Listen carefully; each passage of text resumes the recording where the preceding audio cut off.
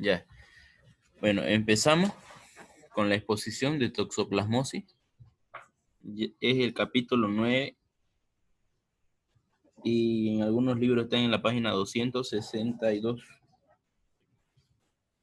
Cualquier cosa que no esté en la diapositiva y tengan alguna pregunta que hacer, pueden hacerlo al final o si no, las guardan para preguntarlas mañana, que mañana es el día de preguntas y respuestas. Bueno, empezamos. La toxoplasmosis es una enfermedad parasitaria que se encuentra en los seres humanos y otras especies, mamíferos y aves. Después vamos a explicar por qué. Producida por un protozoo, ¿qué significa?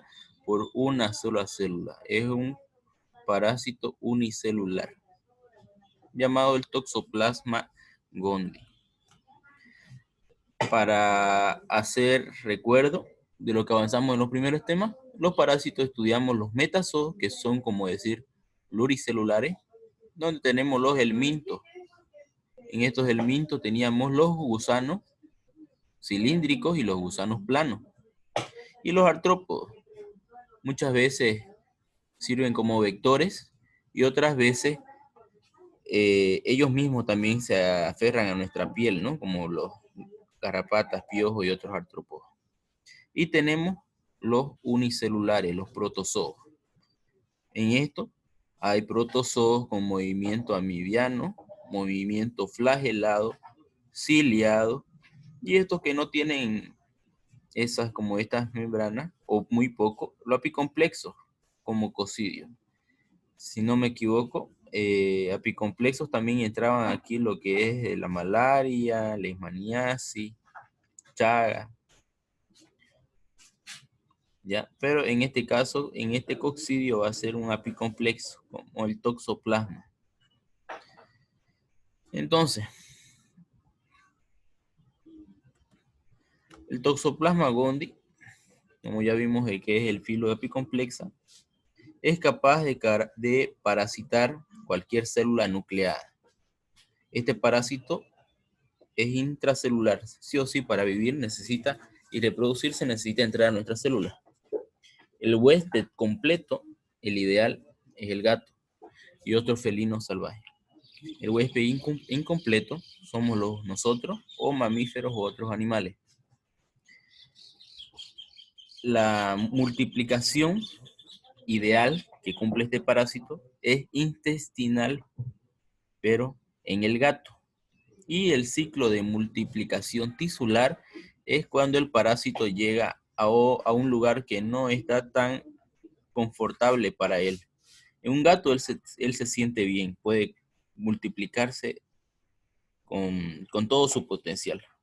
Puede ir al intestino y multiplicarse, pero la multiplicación tisular, recuerden que tisular significa tejido, ya es en otros animales o nosotros las personas. Entonces, este parásito va a presentar un ooquiste, un taquizoito, que en otras veces, en otros temas lo hemos llevado similar al trofozoito, si se acuerdan. El bradizoito, si se acuerdan en malaria, el bradizoito era un parásito durmiente, ¿no? Que después de mucho tiempo podía reactivarse. Y el quiste. Después vamos a ir detallando cada uno de estos. El ooquiste, esta va a ser su forma, es eliminado con la materia fecal del gato ooquiste. Dentro de este ooquiste va a tener dos esporoquistes. Y dentro de cada esporoquiste va a tener 4 esporozoitos. ¿Ya? Eso es importante. Una vez que la persona ingiere el quiste, el esporozoito entra a la célula del gato, por ejemplo, y dentro de la célula madura a un taquizoito. Tiene forma de media luna, invaden las células y se multiplican cada 4 a 6 horas. Entonces tiene una multiplicación muy rápida. Y el quiste se desarrolla en las células del hospedador. de la persona. Su tamaño es mayor y se encuentran en las fibras musculares y otros tejidos, que no sea el intestino. Esta es la forma de un taquizoidito. Como pueden ver, es una forma como en media luna. Aquí podemos verlo al microscopio y todas sus partes que tiene. Algunas características propias de él. Y no vamos a detallar mucho.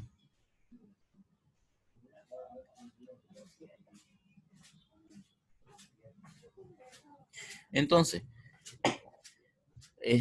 vamos a explicar este ciclo de vida de formas diferentes.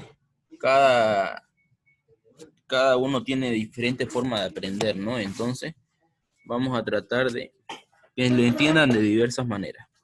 Empezamos con esta imagen. 1. Empezamos por el gato. Este gato, al estar infectado, va a eliminar ooquistes en su materia fecal. Estos ooquistes pueden llegar al ratón, a animales, ¿ya?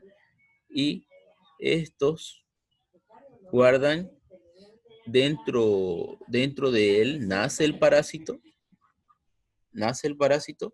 y se queda dentro de sus músculos, porque solamente en el gato puede reproducirse completamente dentro del intestino para eliminar millones de parásitos, millones y millones. En cambio, en estos otros animales no puede, el parásito no se siente a gusto dentro, entonces no va a eliminar como en el gato. Se van a enquistar dentro de sus tejidos, como en los músculos y otros tejidos. Entonces, voy a silenciar sus micrófonos para algunos que están con el micrófono encendido. Ya, ahora sí. Entonces, una vez que estos animales ya tienen el quiste dentro de sus tejidos, el gato puede comerlo, o un gato sano, por ejemplo, y vuelve el ciclo, ¿no? ¿Qué pasa si en la tierra contaminada donde estaban estos quistes que eliminó el gato, en el pasto lo come una vaca, lo come una oveja, un chancho? Entonces el parásito va a nacer dentro de estos animales, pero como no se siente cómodo, no es su hábitat para todo su potencial, entonces se va a enquistar en otros tejidos, en el músculo y otras cosas. Y si el quiste de la materia fecal de este gato contamina las arenas de los gatos que tienen, algunos alimentos, a las personas que tenemos gatos a veces lo acariciamos, lo tenemos muy cerca, ¿no? Entonces ese es un peligro, puede llegar hacia las personas. Entonces, ¿cómo podemos contaminarnos de este parásito? A través de transfusión de sanguínea o trasplante, a través de comer alimentos contaminados en sus músculos, como ven aquí. Podemos comer carne mal cocida, no muy bien cocida, entonces también, y alimentos contaminados, o al tocar objetos, por ejemplo, esto que es un lugar donde depositan los gatos sus heces dentro de una casa, entonces si lo manipulan con las manos y sin lavarse, y después comen alguna cosa, se llevan o quiste a la boca. Y también una madre embarazada puede transmitirle a través de la placenta a su hijo.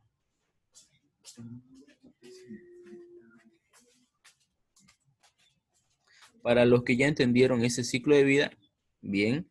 Para los que no entendieron, aquí hay otra forma de explicar. Número 1. El gato elimina las heces en el medio ambiente. O también un gato sano puede contaminarse a través de un ratón enfermo. 2.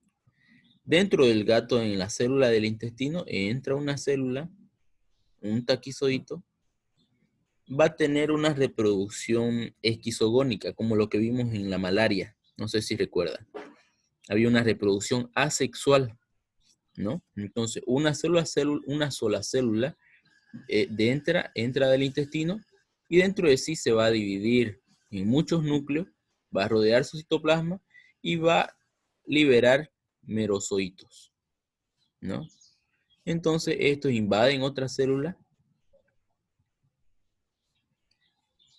y aquí ya son de nuevo taquizoitos, pero ya son diferenciados. Células masculinas y femeninas, microgametos y macrogametos, microgametos masculinos, macrogametos femeninos. Entonces ya hay una reproducción sexual dentro de las células, entonces aquí ya van a tener una reproducción sexual y así es la forma que pueden eliminar millones de ooquistes. Entonces, 2, 3, 4A, pueden, como les dije, pueden contaminarse. Este ooquiste eliminado, ¿a dónde puede ir? Hacia el medio ambiente, ¿no? Y otros animales lo pueden comer. Las aves, roedores, todo. Entonces, por ejemplo, en esta imagen de aquí, una sola célula va a infectar y se va a reproducir. Y va a eliminar al final lo que es el ooquiste. Entonces, una vez en el medio ambiente, estos animales lo pueden consumir y se va a ir el parásito. Como no puede reproducirse de forma sexual dentro de los animales, que no sea el gato, entonces se van a enquistar en los músculos y en otros tejidos y pueden llegar hasta nuestra alimentación. Nosotros al comer estos alimentos, al no estar bien cocidos, entonces nos podemos infectar. Y si una mujer que está embarazada se infecta, entonces va a transmitirle al niño y es donde hay más riesgo. No mucho por nosotros las personas. Los que más están con riesgo son los bebés, cuando una madre se infecta durante el embarazo, y los inmunodeprimidos. A ver, me gustaría preguntarle, ¿alguno de ustedes me puede decir qué entiende por un paciente inmunodeprimido?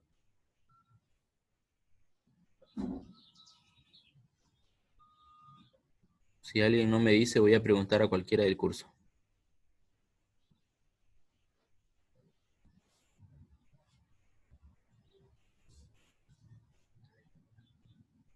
A ver, eh, Alan Yaveta, presente.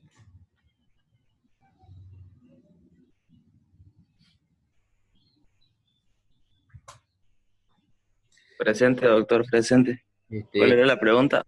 ¿Qué entendés por un paciente inmunodeprimido? ¿Inmunodeprimido? Sí, Mm, que está más propenso a, a la enfermedad, algo así.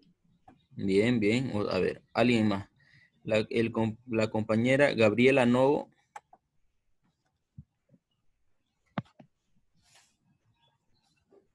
Presente.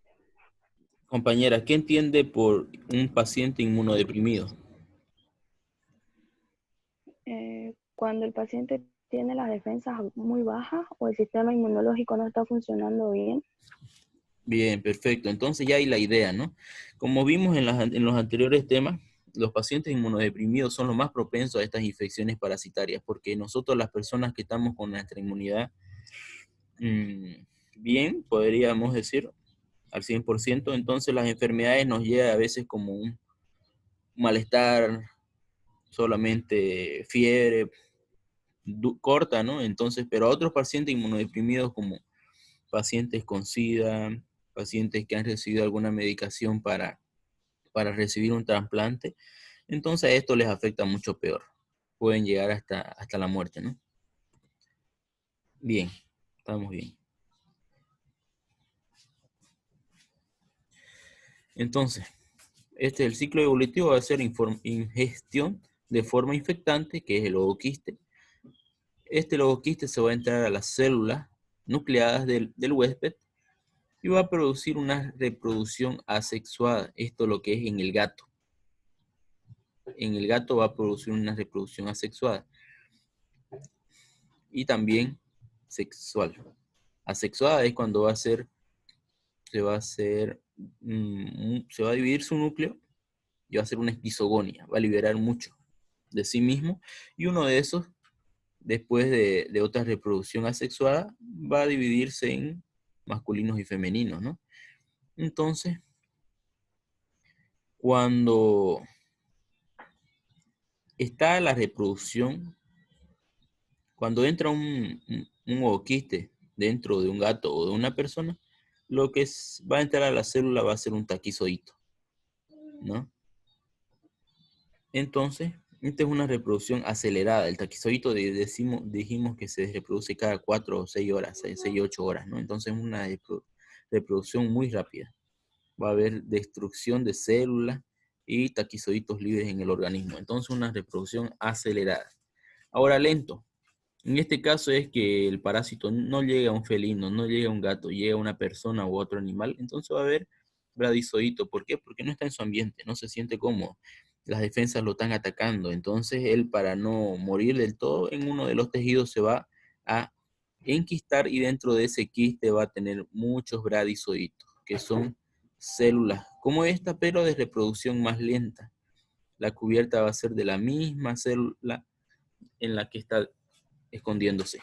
Este es un quiste tisular.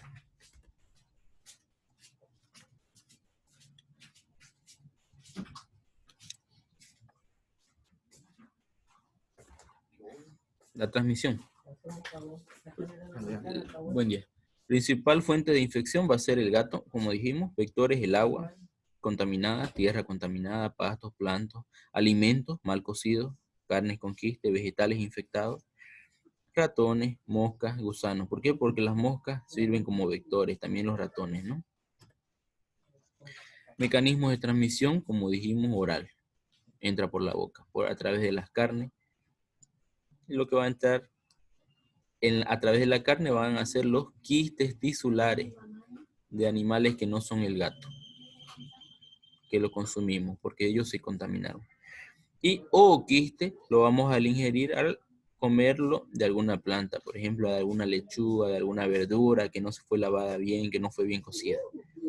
O llevarlos directamente con nuestras manos. Acariciamos a un gato o manejamos, como ven aquí, la tierra donde están las heces de un gato y no usa guantes y no se lava bien las manos, más allá para estar embarazada. Entonces, peor ahí. Transplacentaria sería en ese caso, ¿no? La parasitemia se puede producir la infección al feto vía transplacentaria. El feto puede contraer la toxoplasmosis a través de la comunicación placentaria con la madre infectada. Después vamos a ver cuál es el mayor riesgo. La madre puede estar infectada por manipulación inapropiada de la arena del gato. Manipulación y gestión de la carne contaminada también a través de los alimentos. Este es el ciclo de transmisión. Un gato infectado puede eliminar sus heces y contaminar a otros animales. A través, si el gato deposita sus heces en el pasto, entonces estos animales lo pueden comer. Y al eliminar sus heces o una rata que esté caminando por ahí se contamine, otro gato sano puede enfermarse al comerse ese ratón contaminado. Las heces de este gato también pueden contaminar el medio ambiente a través de los alimentos. O si no, los insectos que son las cucarachas, que le llamamos chulupi, las moscas, pueden servir como vectores para llevar los quistes de un lado al otro.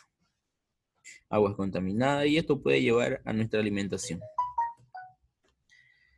Entonces, esta epidemiología de este parásito es un parásito cosmopolita. Si se acuerdan, cosmopolita es que está en todo el mundo. Pero hay mayor prevalencia en lugares que hay poca higiene, que hay muchos gatos, clima templado y húmedo y forma de crianza de los animales. En climas muy fríos o calientes y secos no son favorables para el parásito. Existe una prevalencia más baja en los niños que aumenta hacia la adultez. Dependerá de factores culturales de cada país. Se estima que el 10% de la población mundial ha poseído toxoplasmosis. Las cifras varían según la latitud, clima, geografía, costumbres y cultura. Más de 200 especies de animales infectados. 30% oveja, 25% vaca. Esta es una epidemiología a nivel mundial. Y entramos a patología. Cómo afecta, cómo se enferman nuestras células, cómo daña. Al penetrar el toxoplasma dentro de nuestro organismo va a producir una infección generalizada. Acuérdense que este taquizoidito hace una reproducción muy rápida. Entonces, el proceso de multiplicación inicial determina el daño tisular localizado. Los taquizoitos libres o incluidos en los leucocitos son transportados a los órganos de la sangre y la linfa, penetrando en nuevas células para continuar con su multiplicación. Ahora, esto en el caso de nosotros. Ya entramos a patología, lo que significa que es cómo nos daña a nosotros. Ya no vamos a ver al gato, digamos, ¿no? Entonces, esta célula, al entrar a nuestro organismo, va a ocuparse de los leucocitos para viajar a través de la sangre y de la linfa. Acuérdense que tenemos un trayecto arterial y venoso y también tenemos una circulación linfática. Entonces, a través de ahí puede viajar a diferentes partes del cuerpo y llegar al cerebro, al ojo y los demás, al corazón, al pulmón, donde llega este parásito. Las lesiones se deben a la destrucción de las células parasitadas por los endozoitos, taquizoitos, y a la reacción inflamatoria. Las defensas inmunitarias hacen desaparecer a los parásitos extracelulares y al mismo frena la multiplicación. ¿Qué quiere decir? Que a los parásitos que no han entrado a una célula, entonces las defensas tienen una facilidad de matarla. Pero ¿qué pasa a los parásitos que se escondieron de la inmunidad? Entonces van a persistir dentro de alguna célula y se transforman en quistes, ¿ya? Entonces, por ejemplo, en nosotros, ¿por qué en las personas con buena inmunidad rara vez presentan síntomas? Es por eso. Entonces, las defensas fuertes persiguen a los parásitos que están extracelular y los matan. Entonces, eso controla la enfermedad. Pero el deseo de todo ser vivo de sobrevivir, entonces él se va a enquistar en algunos tejidos. Entonces, esta enfermedad puede pasar años. Alguno de nosotros la puede tener y no presentamos síntomas. ¿Por qué? Porque está en un quiste. Y después de muchos años puede liberar ese quiste. Y cuando libera, produce una reacción anafiláctica, como una alergia, digamos, ¿no? Porque libera muchos químicos que hace activar a nuestro sistema inmune. Entonces vamos a tener un cuadro clínico localizado porque va a afectar al cerebro, va a hacer una inflamación, va a haber afecciones oculares, linfoadenite, que significa nuestros ganglios linfáticos. Algunos de nosotros nos tentamos el cuello y podemos sentir nuestros ganglios linfáticos a veces inflamados, ¿no? Como si fueran unas bolitas, si pueden tentarse alrededor del cuello. Y eso siempre se inflamaban cuando nos daba algún resfrío y cosas así, alguna enfermedad cuando éramos niños. Y ahora igual. Neumonía intersticial en casos de inmunodeprimido.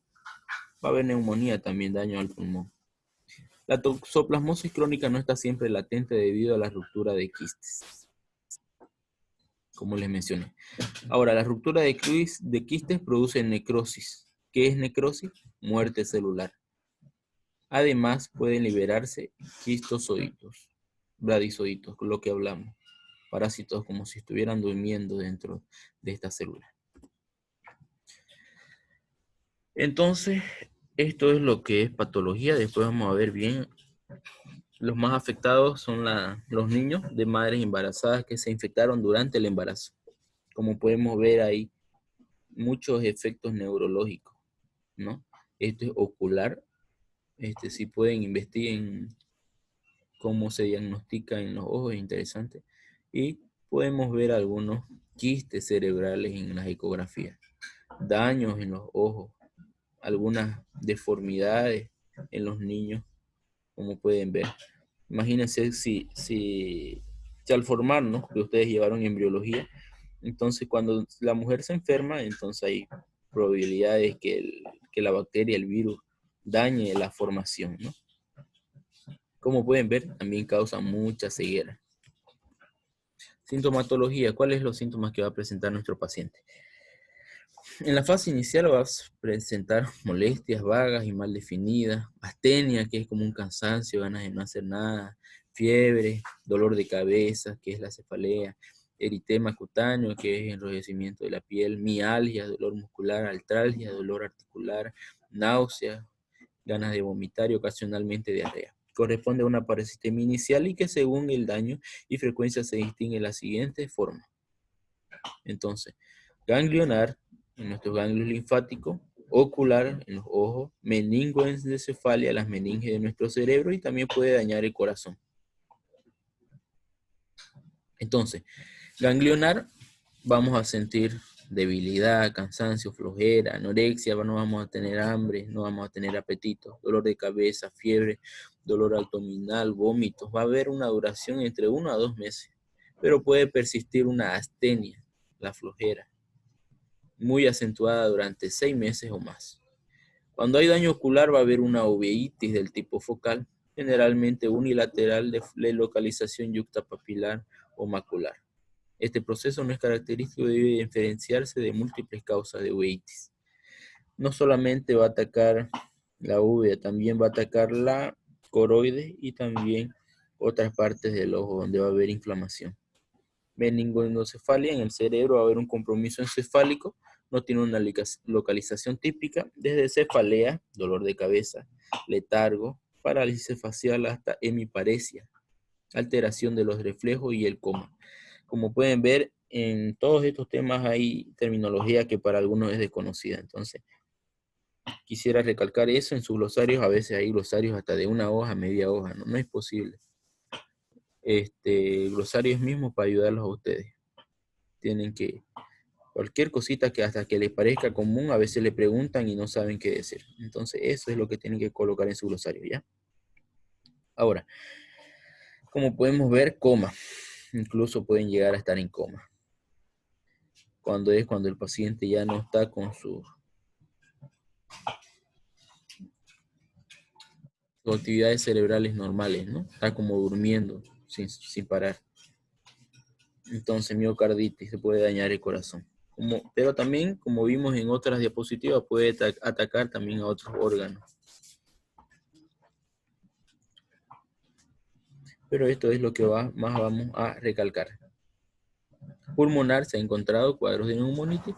Muscular, cuando se enquista, por ejemplo, va a ocurrir lo que es la mialgia, disminución de la capacidad funcional en pacientes afectados. Si vos estás con tus músculos dañados, claro que no vas a querer hacer muchas cosas, esfuerzos, ¿no? En las biopsias, que es cuando hacen un corte para ver dentro de él, revelan miositis, inflamación en los músculos, con lesiones inflamatorias y focos de necrosis en las fibras musculares. Además, se ha descrito enfermos con dermatomiositis. Ahora, ¿qué es lo que va a sentir un paciente inmunodeprimido con las defensas bajas? Los pacientes con linfomas sometidos a trasplantes y con SIDA están mucho más expuestos. Van a tener compromiso del sistema nervioso central, cefalea más contundente, somnolencia, alteración de la conciencia, deterioro motor, convulsiones. Como ven, afecta mucho más a ellos. Una neumonitis en el pulmón se manifiesta por infiltraciones pulmonares y suele causar incluso la muerte cuando daña el pulmón a estos pacientes. La miocarditis, inflamación y necrosis del miocardio. Entonces, la sintomatología en las mujeres embarazadas va a ser solamente debe tener la primoinfección durante el embarazo. ¿Qué significa? Cuando se infectan durante el embarazo por primera vez. No es lo mismo que una mujer que ya se haya infectado antes se embarace con que una que no tenía la infección se infecte durante el embarazo. Entonces, la infección materna durante el embarazo rara vez es sintomática. Casi no se sienten los síntomas. Pero con o sin síntomas ocurre siempre una parasitemia. Parasitotemia, sangre, acordémonos, como anemia, es cuando hay ausencia de algunos componentes en la sangre, ¿no? Entonces, parasitemia, parásitos en la sangre temporal, en la cual los taquizoitos traspasan la barrera infectando al ser en una gestación. Hay un daño severo en el feto si la infección congénita sucede al comienzo del embarazo. Ahora, esto, como podemos ver, vamos a diferenciar estas cosas. Trimestre y primer, segundo y tercer trimestre. Ya. Este es el mayor caso de infección fetal, como podemos ver. Si la embarazada se infecta en el primer trimestre de su embarazo, va a haber un 17% de probabilidades que se infecte. ¿Por qué? Porque la protección es sumamente alta, ¿no? Nuestro cuerpo se protege bien, pero siempre hay un caso bajo de infección al primer trimestre. Ahora, la infección al segundo trimestre va a ser mediana. Entonces hay más probabilidades de que haya una infección en el segundo trimestre. En el tercer trimestre hay una alta probabilidad de infección. Si la paciente embarazada consume algún alimento contaminado, entonces es más fácil que al tercer trimestre atraviese este parásito la placenta. Ahora, ¿qué daño fetal? En el primer trimestre el daño es muy superior. Que algo ventajoso que veo es que es cuando hay menor infección. Pero este menor porcentaje que se infecte va a llevar las peores consecuencias. Ahora, en el segundo trimestre, el daño fetal es menor, mediano. Y el daño fetal en el último trimestre es mínimo. Como ustedes vieron en biología, ¿no? ¿Por qué el daño fetal es alto al primer trimestre? Freddy Arias.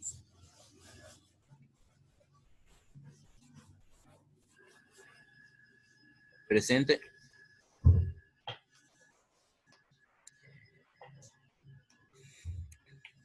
Compañero Freddy Arias está ahí.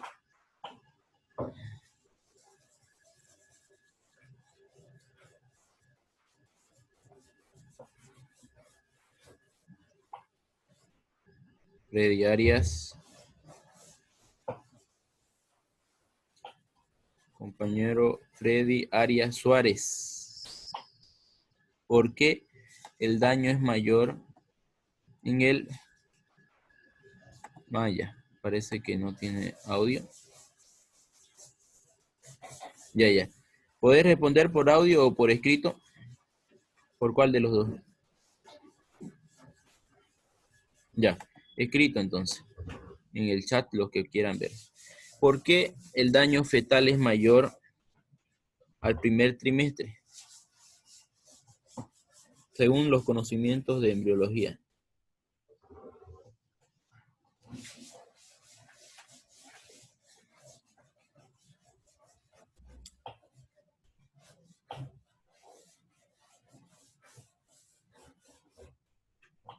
Puede ser, dice, porque el feto está en etapa de desarrollo de órganos y tejidos. Bien, es eso, ¿no? Entonces, hay que tener clara esa idea para ir desarrollando criterio médico en cuanto vayamos avanzando. Bien. Entonces, sí, es mayor el daño fetal porque los órganos se están formando, ¿no? Somos un bollito de células pequeñas, ni siquiera hay órganos maduros, ¿no? Entonces, cualquier interrupción puede ser fatal. Entonces, la infección va a ser mínima, pero los poquitos que se infecten en el primer trimestre van a recibir el peor daño. Entonces, como ven, es al revés, ¿no? Menor infección, pero si se infecta en el primer trimestre, mayor daño. Espero que me hayan entendido, si no, me avisan que les explique de otra manera. La sintomatología congénita ocurre cuando la mujer adquiere la infección durante el embarazo y hubo transmisión placentaria. Es pesquisable, o sea que se puede buscar mediante métodos serológicos y el tratamiento de estos casos reduce el riesgo de la infección fetal. Infecciones congénitas, de un 55-80% asintomáticas al momento de nacer. Casi la totalidad presentará secuelas como corioretinitis y secuelas en el sistema nervioso central. ¿Qué quiere decir? Que a veces son asintomáticos al momento de nacer, pero que a los 11, 9 años van a presentar problemas visuales o del sistema nervioso central como convulsiones. Los niños, estos fetos, estos niños van a presentar cuando hay una infección generalizada, una encefalitis y secuela irreversible. Si alguien me puede corregir, puede hacerlo también. Alguien, si está con el libro por ahí. La infección generalizada de carácter grave ocurrida tardíamente durante el embarazo. El recién nacido prematuro va a tener problemas hepato, que significa en su hígado, y esplenomegalia, que significa en el vaso. Acuérdense que el vaso es un órgano detrás del estómago, ¿no? Que tiene una función con la sangre y compromiso de otros órganos. En la encefalitis va a haber una infección producida por una etapa más precoz, peso variado, va a haber una hidrocefalia, acuérdense, cuando la cabeza se llena de líquido, con macro o microcefalia. Macro, podemos ver una macrocefalia, sería este caso. Microcefalia puede ser que sea este caso, ¿no? Si es que está aún más chico.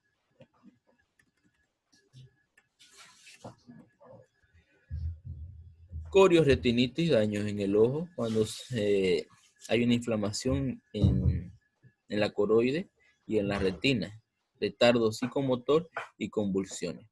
Si no son tratados, la mayoría muere al año, y si lo son, quedan con secuelas. Ahora, las secuelas van a haber niños que han cumplido las fases de generalización y encefalitis, que han cumplido ambas estas de aquí, intrateurina, y presentan una hidrocefalia y pueden presentar calcificaciones cerebrales y también daño ocular.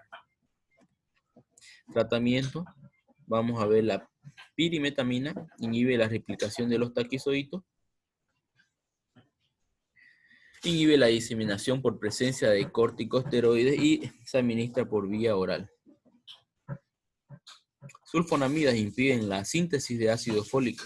La más activa es la sulfadiazina. Entonces, ¿qué va a hacer al impedir la síntesis de ácido fólico? Entonces no se va a poder alimentar y de esta forma el parásito va a morir. Espiramicina actúa sobre los taquizoitos, pero no atraviesa la membrana de los quistes. No atraviesa la placenta. O sea que no va a servir para el feto, solamente para la madre, ¿no?